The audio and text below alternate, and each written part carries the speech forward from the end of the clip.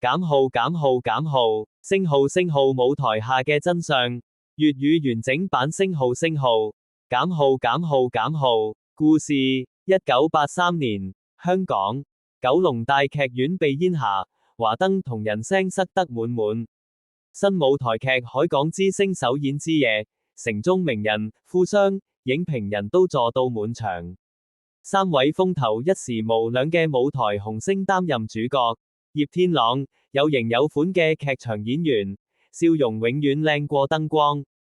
蘇子瑩，全港最受歡迎嘅音樂劇女伶，唱功深情又有力。賀文圖，天才作曲家，佢寫嘅旋律喺電台日日播。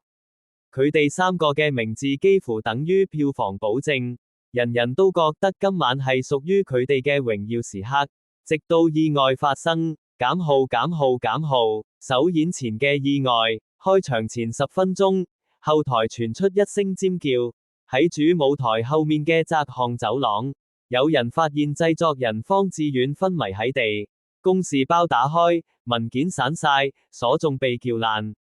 警車幾分鐘就到，以冷靜果斷聞名嘅梁展邦督察親自到場，佢見到葉天朗、蘇子瑩同賀文圖三個人站喺一旁，神色怪怪。梁督察皺眉，大於你哋三個，似乎有嘢想瞞我。佢哋無出聲，無反駁，無任何解釋，演出被迫取消，觀眾退票，三位巨星即刻被帶返油麻地警署接受調查，成個香港轟動。減號減號減號，舞台基金貪污案，喺審問室入面。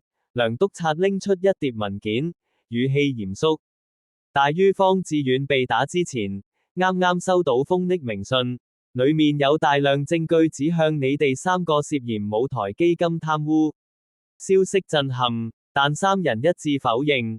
問題係，方志遠公事包入面嘅賬目記錄同合約，確實顯示有人透過慈善活動使咗大筆錢，而所有簽名都係三位明星嘅名字。第二朝頭條，三大舞台巨星涉貪污被捕，全城偶像，竟然係幕後黑手，粉絲崩潰，傳媒瘋狂，成個城市都相信佢哋有罪。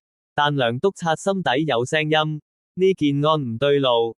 減號減號減號，幕後真相露出端倪。梁督察深入查落去，發現一份隱藏合約。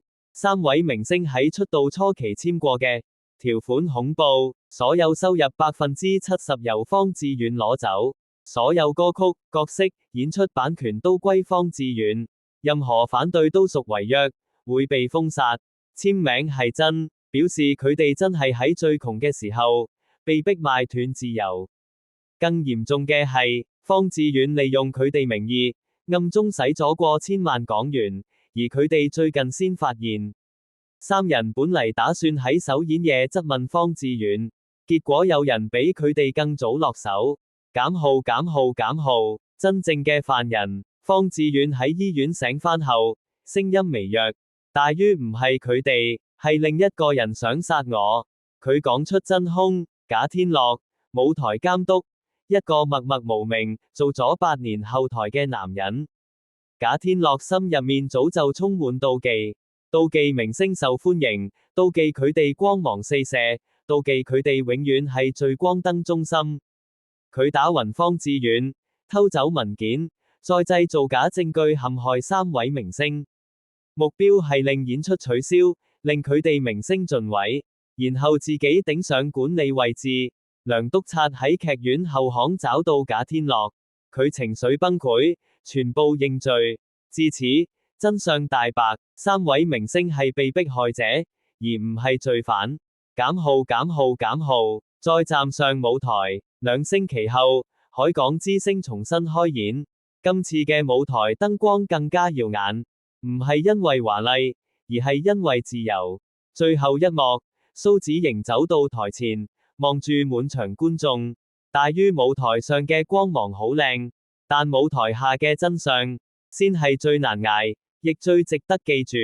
觀眾全場起立鼓掌，呢一夜才係真正屬於佢哋嘅勝利。舞台下嘅真相成為80年代香港最傳奇嘅舞台故事。減號減號減號。